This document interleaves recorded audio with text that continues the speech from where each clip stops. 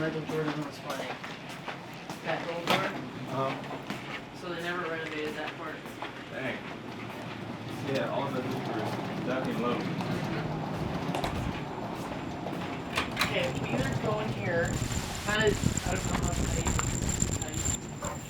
I mean, if you don't like the angle of like the chair, they. I didn't read today. That's why you're not reading. Were you taller from me today? I was taller than you yesterday. You seem taller. I got all this. I think it's the shoes. Probably because I was little problem. Maybe I was slouching.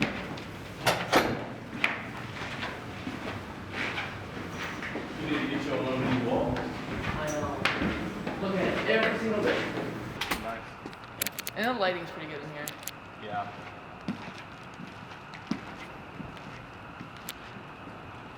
Yo. This is dope. I know, this is brand new. Whoa! Who knew I would make it this far? They hated, they never believed me. Yeah, I would never drop the ball. I know I make it look easy. Yeah, Mayweather with the defense. I don't care what a critic got to say. I got them picking up the pieces. That to me, you really playing with your life. I'm about to come and run it all back. I'm the new era, about to snap back. You ain't fitting for it because you all cap like.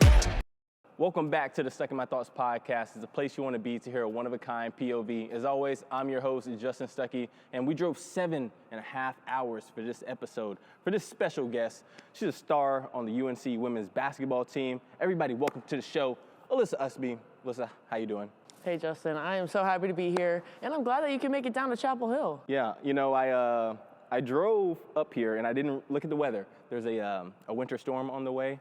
The world, we were just talking about this, the world is kind of crazy right now. Definitely want to give send all of our thoughts and prayers to Los Angeles because it's crazy because the West Coast is on fire.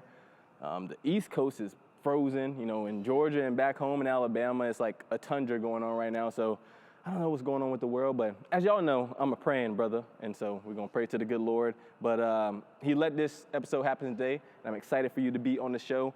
Last night was exciting. You guys, I'm going to put this at the front of the episode. Overtime dub, rivalry game versus Duke. How you feeling coming off of that type of high? Yeah, feeling great. The Duke-Carolina rivalry is nothing like any other rivalry in college sports. And so, first and foremost, we're always so honored and blessed to be able to play in something that has such a rich tradition. And it's always I don't want to cuss, but it's always beat Duke and nothing else. So we get a lot of pride there. Signs last night. It was like not today, Satan. I was weak. Oh my gosh, yeah. Because the Blue Devils, I would hate to have a mascot as the Blue Devil because I'm also a Jesus lover, praying to God. I'm very religious. That would not be for me. There's only a few Dukies that I would allow on the show, Coach K being one of them. But today, it's all about the Tar Heels. Yes. But a lot of legends come to your games. Last night I was one of them in attendance. That's so insane. Versus Miami, y'all had a really big superstar pop up into the locker room. Yes. A'ja Wilson was in there. What was your reaction when she came across that corner? Oh my gosh, I was geeked. I was going crazy. Yeah, that's just the last thing I expected. But apparently everybody else on my team knew that she was already there. I was about to say, you didn't see her again? And I was like, nobody wanted to tell me, but I was scrapping for my life in that Miami game, diving on the floor. I got blood dripping down my leg. I have jammed fingers. I'm just trying to scrap through this game. So I didn't have time or just the energy to look around and see if anybody was there. But yeah, I was absolutely just flabbergasted, honestly. And then clearly social media caught me, and I was for sure caught in 4K and posted everywhere. And I had a ton of people sending it to me whoa, you're that crazy over her? I'm like, yes. Yeah, and you're not? Wilson. She's a GOAT. She was like, active lies. What did she say? Did she speak to the team? Because the video cut off from what I saw. Yeah, so she actually knows our head coach, Coach Banghart, because Coach Banghart was in the USA coaching circuit when A'ja Wilson was growing up and playing on those teams. And so she was just basically just giving a shout out to Coach, and then she was just talking about the grind of college basketball. And a really cool thing that I admire her a lot for is she was like, hey, if any of y'all want to hit me up on Instagram, I'm always checking my DMs for college basketball girls like you to see if I can impact you or help your experience at all. And I was like, wow, that's dope. This girl's busy. She's flying all over the place. She's got a lot of things to do. So it's really cool to see that she still wants to give back to girls in the position that she just was. Yeah, that game was in Miami. Yeah. Was she down there for BAM at the Bayou? We were like, she was like, hey, do you guys have any questions? And one of our girls was like, so, like, you know, what do you do? Are you playing like in the 3v3 Unrivaled League? Like, what are you doing? Like, are you training down here for that? And then everybody's like, uh-oh, you should not have asked that. Yeah. But no, that's what we all assumed, but we didn't want to put her on the spot. Yeah, shout out Bam Mad about you. Though. Yeah, I know. We're actually under the same agency, so shout out Octagon Sports as well. That's dope. But no, that's definitely dope. You definitely need to hit her up on Instagram. Oh my gosh, I will. Be like, hey, this is the one who's, you know, starstruck, but hey, Yeah. let's get a workout in or do whatever we got to do. Yeah. But looking at, you know, somebody in the WNBA, especially A'ja Wilson specifically, I've been seeing on Jeff Teague's podcast and kind of all over social media the big debate about can a women's basketball player in the WNBA be like a bench player on the men's D1 team? And we kind of were talking about this about our different sports, and I'm kind of interested to know y'all's thoughts on this. So I have much respect for everybody in their sport, but See, there's the but. there's a but. You guys know my background. Your boy was a star on that track, just like Alyssa is a star on the court. But high jump is a very specific, tailored event. And so I said, I feel like Alyssa will have a harder time doing high jump at a high level than I would doing basketball at a high level.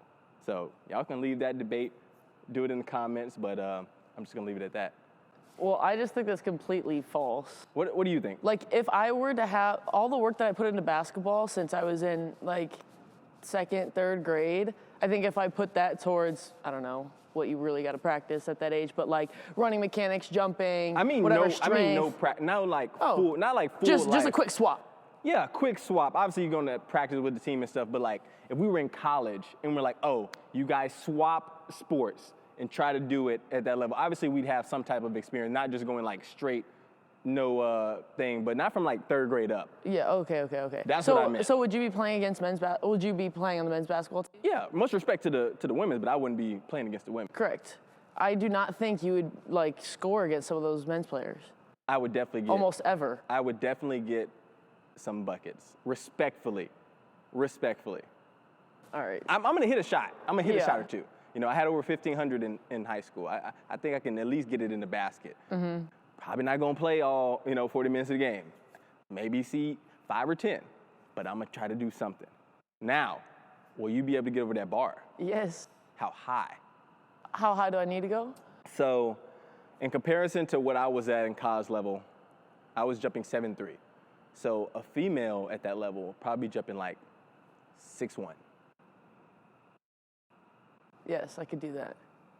Bro, we need to. No, I could. We need to wrap up. In high school, I literally jumped 6, just practicing in the You gym. jumped 6 feet? Yes. Dang, my argument is really not valid No, anymore. it's actually pretty horrible. You jumped 6 feet? If our track coach, our lure track coach, is watching, he's gonna be like, "This guy is crazy." You jumped 6 feet? Yes, and Why I you- never ran track because Why you ain't joined the? I know.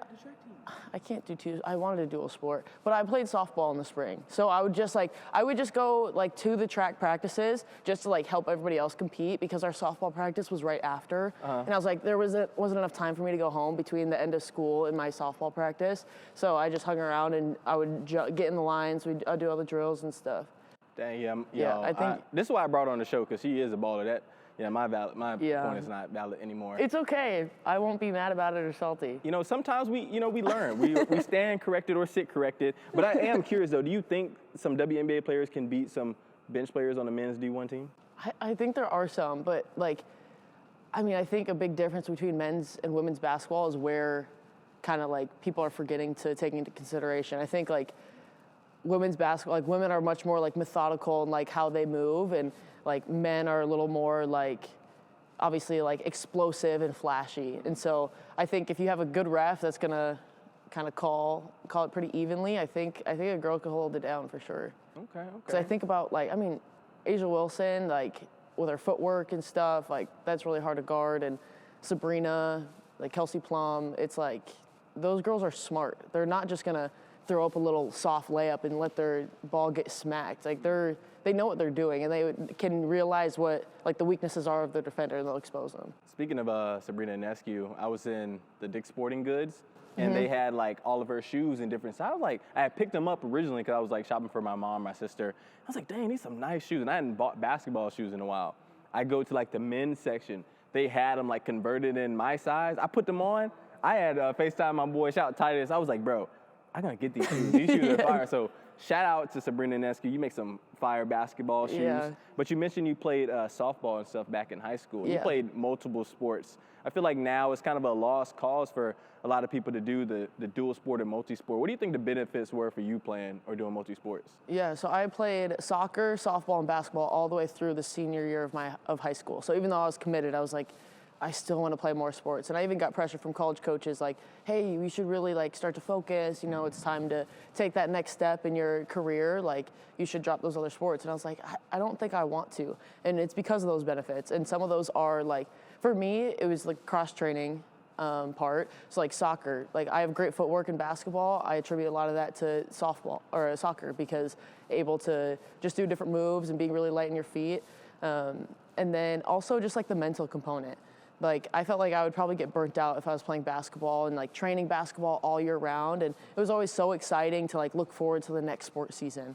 And obviously I'd still get in the gym once in a while, like during the softball season, but I really just focused on whatever sport I was doing, and I enjoyed my time with my friends and my teammates. And like, those are memories that I like still remember to this day. And I don't really remember a lot of the details of like the wins and losses of basketball games and stuff. So I definitely encourage especially every little girl that I come across to keep playing all the sports she wants and just keep following her passions and don't let anybody limit you. You talked about how you kept doing multi-sport even after you got, you were committed. When did you like commit to UNC? At what point in your high school career? So that was like kind of like November of my senior year of high school. Yeah, so then I played out, and I was playing soccer at the time, and then. But it takes a big burden off, especially like recruiting period for me was one of the most stressful times of my life because I was like, told you, respectfully. Now, post-conversation, what we had earlier, I was looking at like different sports as well as different schools. Yeah. So that was like all over the place. But if I could play free like that, boy, that would have been the time. No, I think everybody who's committed like has that similar experience of like when you finally do it, it's like a weight's lifted off your shoulders and you can finally just breathe a little bit. But it's also hard to make that decision because you're still a young kid. You're in high school trying to make what you think is going to be the best decision for the next 4 years and arguably like the most impactful part of your career. So it's a big decision. Yeah, that's I think that's the biggest thing trying to in today's society and college athletics. If they say I'm committed for 4 years, that might mean 4 months. Like that is true. You don't know. But one thing, going back to the multi-sport athlete thing, has been cool to see you do your day in life as a fellow UNC athlete. How did that video series come about? Yeah, so I started this video series on TikTok and eventually started cross-posting to Instagram and YouTube Shorts. But the series really came about because it started with me realizing like we have so many incredible women's sports programs here, and I'm like, they never get any attention. And I was like, that's just so bizarre. Like, I understand Carolina, it's a basketball school, rich history, of course, like totally respect it. But I'm like, we have like 5-time ACC champions for field hockey and like a couple NCAA championships as well. Aaron Matson, who is just like a mogul for field hockey. Aaron, check your DMs. Got DM'd you before I came up here. And so I'm like, dang, I kind of want to like shed some light on some of these sports. And I was like, I wonder if a good way to do that is to show that like the high caliber athlete I am trying these sports and like see how hard it actually is. Because a lot of people just assume like, oh, I don't know what field hockey is, so I assume it's easy. Like it's whatever. Like they just focus on those like primary sports. And so that's initially what I kind of like leaned on to start creating that. And then I was like, oh, and this fits with like my theme of being a multi-sport athlete. Like just trying to be able to do everything and like optimize my athleticism and stuff. And so yeah, I just started, I would look up the roster and I'd like find a girl that I think looks nice and I'd DM her on Instagram like, hey girl, do you want to make this video? And a lot of them were like overwhelmingly saying yes. And I'm like, oh, this is great. And then it just snowballed from there. I will say this, and I am kind of kicking myself for bringing up that first point earlier, but it is what it is. Your video that you did with the football team, bro, you was catching them things. Hey, we're gonna plug some of those videos in here. And one of the things I thought was cool was the like the soccer challenge where it goes behind you and you kind of have to try to stop it. I was like, that's hard. Didn't you try to do gymnastics? Gymnastics is probably the hardest for me. Get on the bar? Yeah, I was shaking. Yeah. Yes. Yeah. See, I couldn't do that. I'd want to learn how to flip though on the little bouncy mats though. I haven't done a backflip since surgery, but I would be curious to see what I could do. Yeah, it's a rush for sure. So I'm like, okay, just commit. Yeah. definitely. It's fun though. What do you feel like is the hardest part about balancing the influencer life and then being a player and an athlete? Because you got to focus on kind of what you're here for, but at the same time you're having fun doing the social media stuff. Yeah, even though I've been doing it a while, it's still hard. Like, especially if we come off like a big win and I'm exhausted the next day and I'm like, okay, what do I choose? Do I try to grind out this piece of content or am I gonna go get some extra recovery? And so you gotta kind of find the balance of what works for you. And at first I tried to create like a really hard set posting schedule, and that just didn't work for me with all the demands of like even academics too.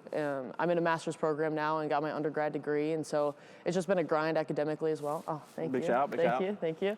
But yeah, I've just been kind of learning as I go, and but yeah, just trying to find a balance and kind of checking on myself mentally to not overstress myself, because I have to keep the main thing. It's like my goal is to play in the WNBA and have a great long pro career, and then whatever I can do to keep building my socials, I'll do that as I can.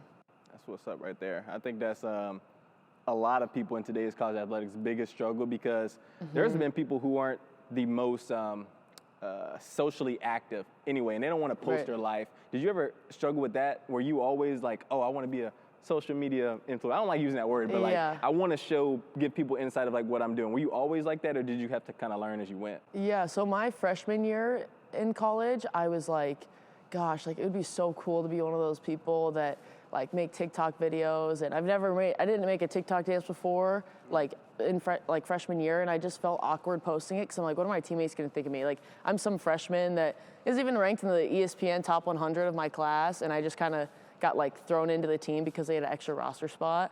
And so I'm like, gosh, that's so embarrassing. I can't do that yet. So I kind of waited till I felt like I kind of got my feet wet and I kind of got settled on the court and like in my position on the team, and I felt a little more comfortable making some content. And it just started with like just kind of dumb dance videos that, not dumb, but like just kind of, there's really no purpose behind, there's really no purpose behind it. And there was no intent of like building a platform. I'm like, I think I'm gonna be more upset at myself if I don't try than if I try and fail.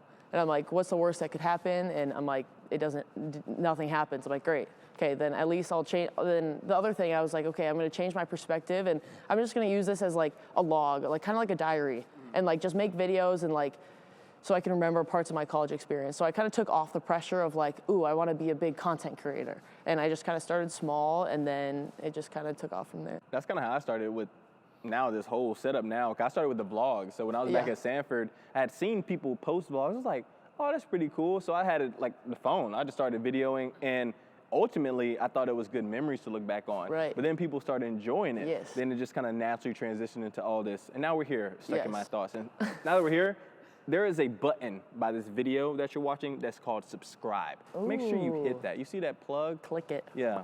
And then there's a like, you can do that. Then there's a comment section. Type away anything that you think, about my earlier spiel about how I could play basketball better and shoot the high jump, anything like that. Just let us know in the comments. But one thing I thought was curious, you just mentioned, I didn't notice before, you said you weren't ranked in the top 100 ESPN, and you said you came here because it had an extra roster spot. It's an underdog story. Yeah, what was that mentality coming into college as a senior, coming out of high school, being a freshman and feeling like, maybe I don't belong here, or trying to prove that I do belong here? Yeah. It was really scary. This was like, I was fortunate enough with my high school experiences and just being super competitive that I had earned a starting spot on every team that I played on. And I was like, it was kind of sinking in. I'm like, oh my gosh, like I'm not gonna start here. And I'm like, I might not even play here. And that was just like, that was a huge shock to me that I kind of have to, you kind of have to kind of digest that a little bit, but at the same time be like, no. Like I'm gonna make my own path, and I'm gonna make sure that I start. I'm gonna make sure I get a ton of minutes, and I'm gonna have a great career here. And so there's a little bit of balance of both, because I wanted to be realistic, and I didn't start until December of my freshman year. I remember like the first couple games, I'm like the last seat on the bench, and I'm like, ooh, I'm like, this is a different view. I'm like, this is kind of stressing me out. And then there's like a little bit of embarrassment. I'm like, gosh, like all my friends and family, they're like, oh dang, she's going to Carolina. Like, that's big time. Like, let me go watch her play. And then it's like, I'm not kind of meeting my personal expectations or their expectations. So it was definitely a roller coaster, but I'm just looking back, I'm really proud that I like focused on the process. And like every day I try to figure out like, okay, what do I need to do today to like reach that bigger goal? So I just focused more on the process than the end result, because I knew that if I did the process authentically and made sure that I had the people like coaches investing in me, that I would get to the result that I wanted. What's that process look like? Is it, oh, I gotta, like you mentioned the recovery, I gotta do extra recovery, I gotta stay in here and work out more. What does that process look like, especially for the ones that might be coming into college and may have the same experience as you? Yeah, so with that process, I just had to figure out what my priorities were. And so my priorities were like obviously enjoying the college experience and maybe have like a couple late nights hanging out with friends, but making sure I get good sleep, taking care of nutrition, like just those basic things that you think like are kind of like, oh yeah, it doesn't really matter. Like I can eat all this junk food and still perform well. No, you actually can't. Like you need to have, at least in my experience, like I needed to have some sort of structure in terms of maintaining my nutrition, and also like in the basketball sense, like reaching out to coaches, like, hey, can we get an extra workout in today? And they're like, oh, dang, like nobody really asks for extra workout sometimes. Coaches sometimes have to ask players like, hey, we should get some extra shots up today because you didn't shoot well the other day or whatever. So just making sure I utilize my resources and put myself in the best position possible, just because all in all, I didn't want to have any regrets that I didn't do enough. That's what's up. And you've had a successful career at UNC so far, but you're in your granny season now. Old head, 5th year. And you had granny season for sure. You had the option to, try to test the draft waters. I think you were like top 20 projected at last year. You could have left, transfer portal's big, or you could stay like you ultimately did. What made you stay at UNC? Yeah. Initially, I chose to stay in college versus entering the draft because I wanted another year of development. I saw just like the pattern of so many college girls going to the draft, and then they get on a team and a bunch of girls are getting cut. And that's just due to like the numbers and kind of how the WNBA is structured right now. And so I was like, I want an extra season. I want to develop my shot a little bit more. And so that's why I decided to stay in college. And then to your point, I had the decision of, should I go in the transfer portal or should I stay here? I did have a lot of just interest from other colleges and other players that I know really well. They're like, hey, I saw you didn't post anything about if you're staying or not. Like, what's up? And I'm like, uh-oh, I got to make a decision sooner or later. But I ultimately decided to stay here because I really love the people and like the team that I'm playing with. And I felt like I would have better success being in a system that I've already been in and experienced for 4 years than going somewhere else and then just trying to add to something I'm unfamiliar with. Because my team and my coach are really familiar with my game and they know how to like take advantage of my skill set. And so I felt like it would have been, I would be better off staying here. Speaking from personal experience, I definitely applaud you for that. Love my Auburn family. Love my time at Auburn, because without Auburn, I don't have all of this. Right. But, I had a great career at Sanford, and so it was kind of like, do I leave? Do I stay? All that type of deal there. And it definitely takes an adjustment period when you go to a different program. Like, I got recruited by a whole coaching staff that wasn't there when I got there. So that's already one thing. So you take that risk and take that gamble. So, I mean, it does work out for different people, and everybody has their reasons, but that's very interesting. But this is my first time at UNC. Got a tour. Shout out Ansley in the background. Do you have like a photography account? What's it called? So I can give it a shout out. Ansley EF. Ansley EF. If you need any photography, videography, hit her up. She's the best. But she gave me a tour yesterday, and I've learned so much about the Tar Heels and even the foot thing. That's something new I didn't know. You want to know what our rivals say about the foot? What they say? That we have a foot fetish. Oh. Yeah, it's kind of bad. Do you ever get weird DMs? All the time. Do you ever get like the feet requests? Feet requests, people asking for like game worn socks, and it gets weird. If somebody offered you what amount of money they got offered you to give them the socks? No, I just don't trust that the money would find me. Like even if they said oh yeah, I'll Venmo you. Yeah, that's true. I feel uncomfortable interacting with somebody who's looking for that. because I don't know what could happen, and I'm always going to think the worst in those situations. I'm like, what if they come find me? I don't know. Okay, yeah.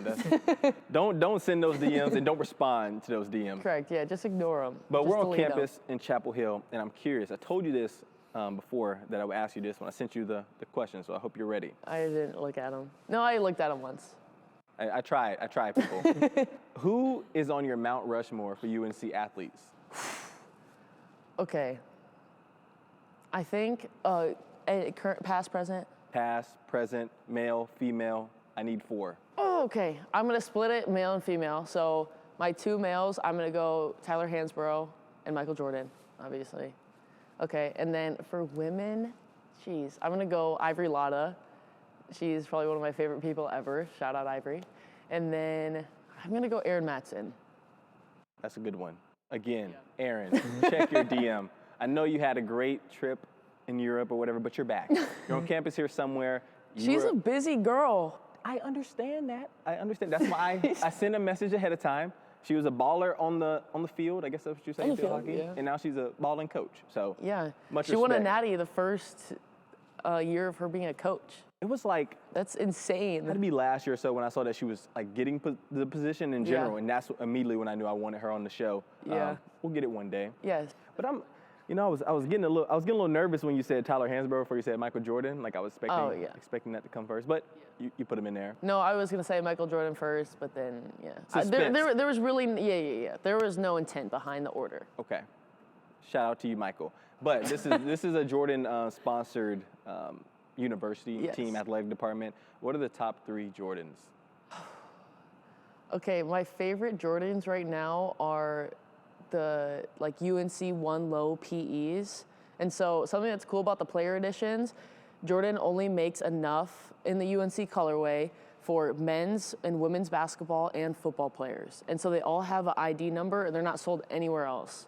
And so they're just super special shoes. It's just a gift from Jordan brand to us. And a lot of people like to save their shoes for when they graduate and sell them. So you get kind of like little nice kickoff money if you want to start something, or you can keep them. And I'm somebody who actually wears them, so they're actually really expensive shoes to be kicking around in. But I just think it's a once in a lifetime experience, and I'm like, I want to wear these while I'm here and kind of wear them to games and stuff. But okay, so those are my first ones. That's one. Long-winded explanation, but I thought it was important. And then I would say I love any 4s. Okay. So right now, my favorites are the Fire Red 4s. And then we just got the all-white 11s. With the Legend Blues? Yeah, the Legend Blues. Yeah. I like the Legend Blues. Those are sweet, too. I think mine would be the 1s, the 11s, and then it's a toss-up between the 3 and the 4s. I like the style of the 4s, but the 3s are classics. Honestly, what I've been saying for so long is 3s look better on men and 4s look better on women. And I think that's just because I think that's a valid. The 4s make your foot look a little smaller because the stitching on them. And I feel like some girls prefer to have a cute petite foot. Yeah, that's true. I've been seeing the gear drops in the videos that you post. How much gear can one expect if they come to UNC? Because you be posting all types of stuff. I'm like, dang, I should have went to UNC. No, it's literally massive bins, full of gear, overflowing, and I do not have enough room, and I have to send it home in suitcases. Lord have mercy. No, and we're so grateful for it. Let's just put that out there. But it does get to a point where you're like, dang, does someone else need this? Geez, you get just so much. It's definitely a great perk, though. Yeah, this is not a recruiting pitch, but that definitely is a perk of today's college athletics and NIL and all that types of stuff as well. You're with Raymond representation right now. Did you ever think that, number one, NIL would get what it is, and then did you ever think you'd be able to be a part of it like that? Yeah, I had no idea what NIL was going to look like. I didn't even really understand what it meant, obviously, especially when it was so new. And then even signing with an agent, I'm like, what the heck? This is the last thing I would have expected. But it kind of brings me back to a quote that I remember my middle school teacher said. And she was we're asking why we were doing these assignments or something. And she was like, I'm teaching you the work ethic that you need. So whatever whatever future job or like future career you pursue that might not even exist yet, which is what I think of NIL as, like you'll be ready for it. And so I feel like I've been prepared for like something like NIL to come about, and I'm just really grateful for like my agent and like other people like in that student athlete space who are like engaging in NIL for like just having conversations about it and trying to figure out how we can like optimize the opportunity. What do you think has been your coolest one that you've done? I would probably say like Hulu plus live sports. That was probably my favorite one just because it was like a little basketball mixtape. Yeah. But yeah. And your content is done well too. That's what I noticed. I'm like, dang, this looks like a commercial. Yeah, I know. I like to I'll hire like a videographer, but I usually have a really clear like direction for my content. And I'm like, and a lot of them appreciate it. Like, oh, sweet, I don't have to do any thinking. I'm like, yeah, this is exactly what I want. This is how I want it to feel. This is the mood. Like, this is kind of how I want to structure this. So I'm definitely a lot more involved, I think, than some athletes that kind of just like let other people kind of dictate what their content looks like. One thing that I have always tried to keep in mind is the saying that people have this like social media is fake. And it's not from the aspect of like the NIL type side of things. It's just like when people post, you always see them smiling and different things like that, but you may not know what they go through behind the scenes. And for you, this may not necessarily pertain to you specifically, but have you ever had times to where, you know, you may be going through something, but then, oh, you're posting something that looks like you're happy, but you got so much stuff going on in the background, and then how do you handle that stuff that people don't see, you know, behind the scenes? That's a major question. You get deep. I'm stuck in my thoughts. Yeah, that's actually a very deep question. I think that's really true though. Like social media, I kind of look at it as like you're posting the highlights, and that's just like, fortunately or unfortunately as it is, it's like just kind of how it goes right now. But yeah, there's definitely times where I post something and I'm like, dang, does not reflect like what I'm going through. But I know that in order to continue building my brand, which is like centered around like exciting, like goofy moments of like competing with other athletes and like doing sports and stuff, like that's like what my brand is. I know there's a lot of people who have like brands, whether it's like surrounded around mental health or body positivity, that they have a little more like authentic version that they can show of themselves. And so this is just the version that I have to show. And that's something that I'm okay with because I kind of keep my like struggles and stuff a little more personal and kind of figure that out with the people that I need to. But again, I'm just trying to improve people's day, put a smile on their face, and if that's what my content is tailored towards, then that's what it's tailored towards. And if I want to switch it at some point, I might, but that's it for now. You had a little specs in there. I will say, you know, your content is mostly like basketball or like training with a fellow UNC athlete. But then you go from like, I'm in a uniform, then you post a picture in a dress. And so like, I think that stands out more to people because you get to see like the different sides. And the biggest thing I try to do on the show is show people the different sides of people, not just, you know, Alyssa Ustby, the basketball player. Right. What type of interest or how do you kind of want to be viewed if basketball never existed? No, that's a good question too. I think like if basketball didn't exist, I don't know, I'd probably still be doing something sport related, and it would just be obviously like similar to trying other sports. But I think like one thing that's interesting is like I've been thinking about that recently, like as I transition out of like being a UNC athlete into something else, then it's like my content is gonna have to kind of adjust a little bit, because I feel when I look at like the videos that I post, usually the stuff that gets the most engagement is when I'm wearing a Carolina jersey. And so like I want people to remember me as like Alyssa Ustby that creates content, not like, oh yeah, that like UNC basketball player or whatever, like whatever her name is. Like I want to make sure my brand is attached to me and not attached to a university. And so I think like I'm gonna have to face that regardless. So, but yeah, I'd probably just do sports-related content still. But so I could see that after my college career as well. Yeah, but not today. Yeah, not Stick today. with UNC today, and it's kind of makes sense that you've gotten so much engagement because you're balling on the court. Yeah. 2 triple doubles in your career. We're gonna talk about the first one. Look, we're gonna talk about the first one. You cannot do this. Shout out James Ustby, Alyssa's brother. I had to throw that in there for him, but. I'm not engaging with this. Look, we gotta focus on your first one. You got a triple-double, first ever in UNC women's basketball history against Syracuse in 3 quarters. That's very impressive. When you were playing in that game, I've seen it in the NBA a lot. They'll try to like, they know like coherently I'm close to it. Yeah. When you were playing, did you know you were close, or it was just like free flowing? So Usually I'm like always kind of solid in like the points and rebounds categories, but it's really the assists that you have to get a lot of. And I had no idea I had that many assists in the first half. I had 9 assists in the first half. And so when I went into the locker room at halftime, my assistant was like, "Oh, so you need one more assist to get to 10." And I was like, "What?" And I'm like, "Oh my gosh, I have to make this happen." And at that point, I think I had like 6 points. And I'm like, okay, so I need to get a little more of everything. And so when I went out in the half, like similar to what you said, like I do know that I'm close to it.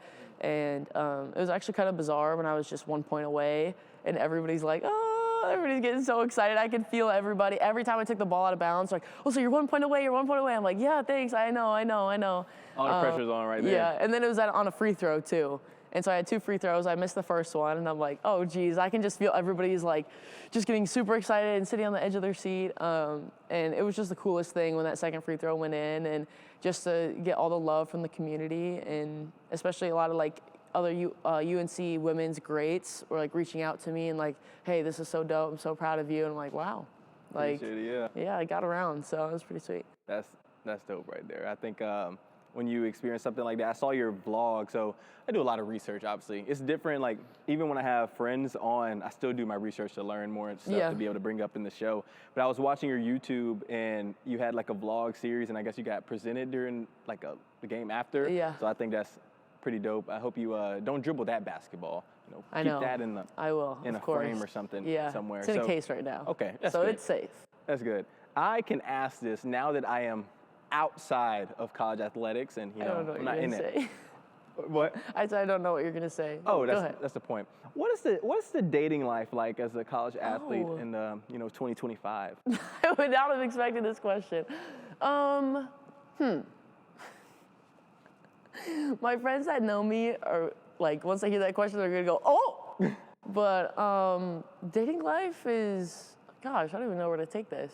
Dating life is pretty hard, I would say. But I feel like, I don't know, like playing at a school that's like as respected as it is for its basketball, it's like I feel like a lot of people that I engage with are like so excited about that and like kind of forget about me. And so I feel like in that dating process, I'm like, I'm always watching out for that. Like, do they just want to, try to see if they can get some J's or get some gear off me or something. But then I think about, like, I'm not the only one going through that experience. There's obviously so many more athletes, like, of much higher, like, achievement than me that have to go through that. I think of, like, WNBA players and NBA players and whatnot.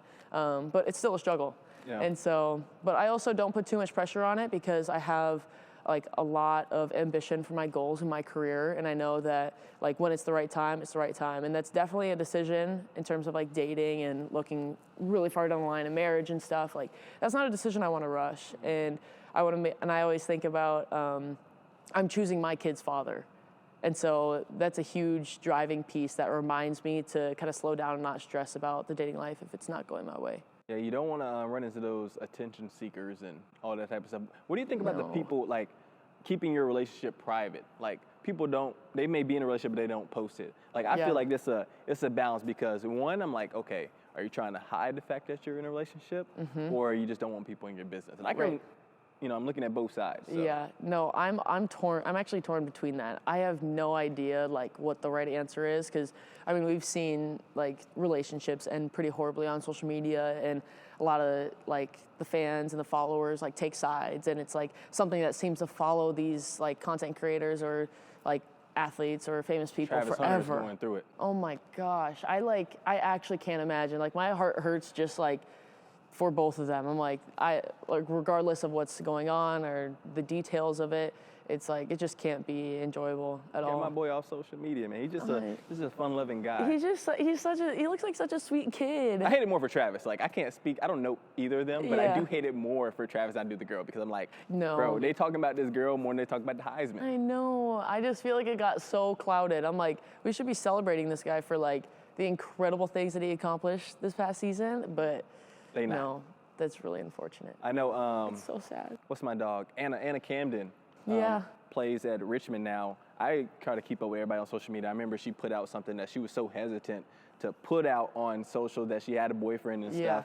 And I always say, you know, I don't have a girlfriend now. Any prospects out there, holla at your boy. But I always say I would like to keep my relationship private, but not the fact that I'm in one. You know what I'm saying? Yeah. So a little like soft launch, like.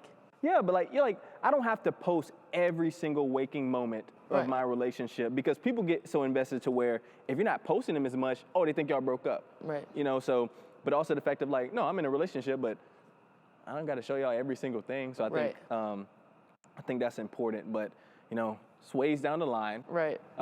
Move on to that. Let's go back to last night, which I thought was pretty cool. After the game was over, after you guys got the dub, went up with your family, and you were on the other side of the curtain, like signing autographs and stuff. And there's a lot of, you know, younger kids, they can be male or female, that look up to you. What advice, specifically to the little girls out there that aspire to be where you are one day, what advice would you give to them? There are so many like little pieces of advice I would want to give like a little girl, but I think something that I always start off with is like to be confident. And confidence is something that's like, it's an ongoing thing to achieve and to hang on to, and sometimes you lose it, sometimes you pick it back up again. But I just always encourage girls to like shoot the ball and to like, don't be apologetic for like kind of trying to be a dog. And so yeah, it would really just be just being confident and making sure that you take your opportunities and you just keep working hard. I think a lot of girls look up to athletes like myself and my teammates. Like we brought almost half the team out there, and like all of them were going up to different girls like Sierra. Like they all have like idols and people that they look up to, and so just being an example for them, I think, is also kind of advice in itself, because we're living what we're trying to tell them. So like to be confident, to shoot the ball, and so hopefully they see us on the court doing that, and they're like, oh wait, I'm gonna do it too. I'm gonna play like Sierra Toomey today. I'm gonna play like Blanca Thomas today. And so, yeah, just like in any ways we can impact them, our girls are always looking to do that. What basketball players or female athletes just in general did you look up to? I didn't really have anybody that I looked up to necessarily when I was younger. And I think that came about because I have 3 older brothers, and all we watched was like men's college basketball. I actually didn't even know that women's college basketball existed for a while. And then I would say like the first girl I looked up to was Lindsay Whalen. And so I watched her play for the Lynx. And then that was the only WNBA game I went to. And then eventually went on some visits to the University of Minnesota campus, where she was the coach for a little bit. But yeah, so probably just her. So what's up right there? It's interesting to see who like has an influence on people. Is there development stages, especially those ones that seems so like unattainable, like the Asia Wilson thing, like, man, she's a star in the WNBA, then all of a sudden she's walking into your locker room post-game. Yes. So it's just interesting. We're closer to those people, more closer to those people than we think, correct. Especially like when you're walking in your purpose, like, you know, I'm a believer. You're a believer. Like everybody knows on the show what we know. The good Lord, he do his thing. Always. But you're walking in your purpose, and ultimately like you're gonna walk into those places, meet those people. So that's pretty encouraging and inspiring to hear. And you know, you're being an influence to those younger generations behind you. But you know, we're wrapping up the show, and I asked everybody that comes on the show. The name of the show is called Stuck in My Thoughts. What does Alyssa Ustby get stuck in her thoughts about? Ooh,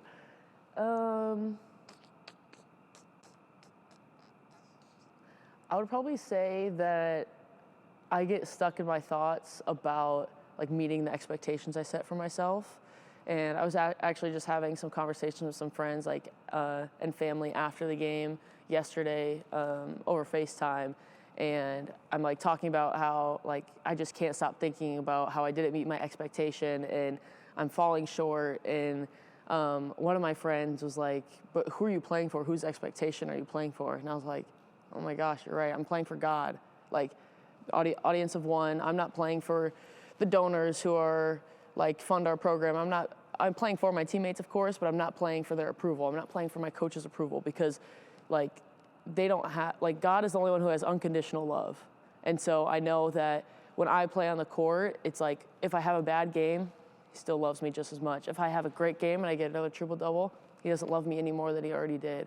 And so that kind of gives me a different like steadiness. And so when I get stuck in my thoughts like that, I usually have to I have a couple friends that I know that can like get me back on that track when I talk to them, and they're like, hey, get back in the Word. Like, open up your Bible, sit down. I'm like, oh yeah, you're right. Like, I don't know why I didn't even, like that even crossed my mind. I was just so overwhelmed with like all these thoughts subconsciously, like that are flooding in, or looking on social media and seeing like people say some crazy things. And I'm like, geez, this is just like, this is a lot to handle. But being reminded like that I'm a child of God, and just like that as a whole has really helped me be able to get out of my thoughts.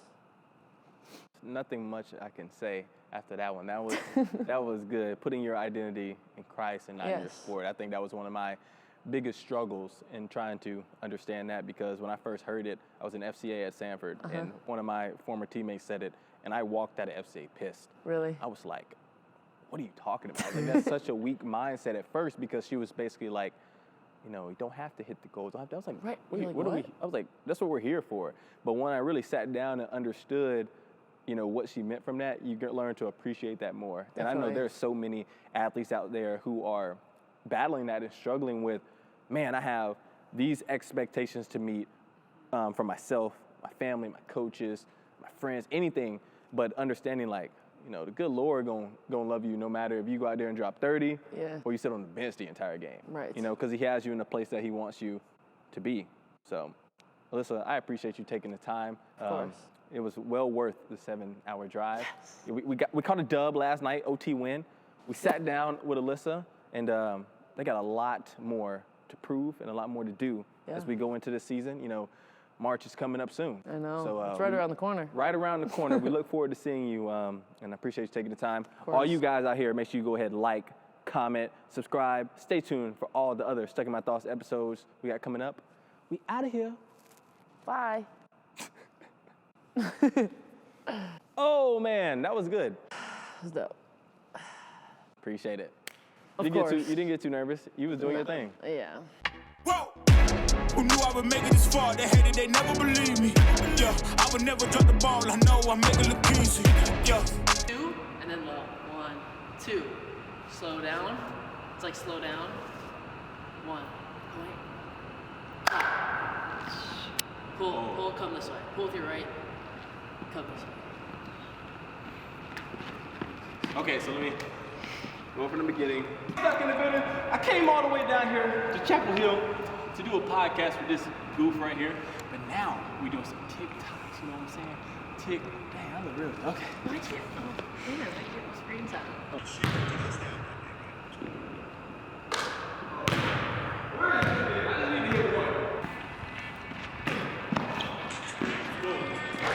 Remember, long intro.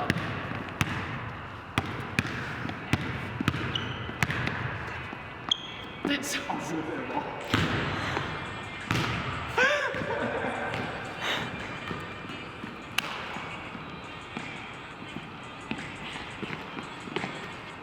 Alright, replay. Well, that's what I think. Easy. Alright, are you ready? I'm always ready.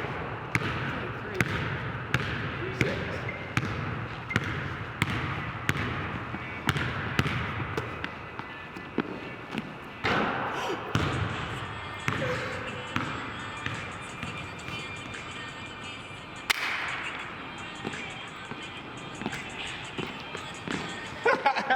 Say that. I made it, finally.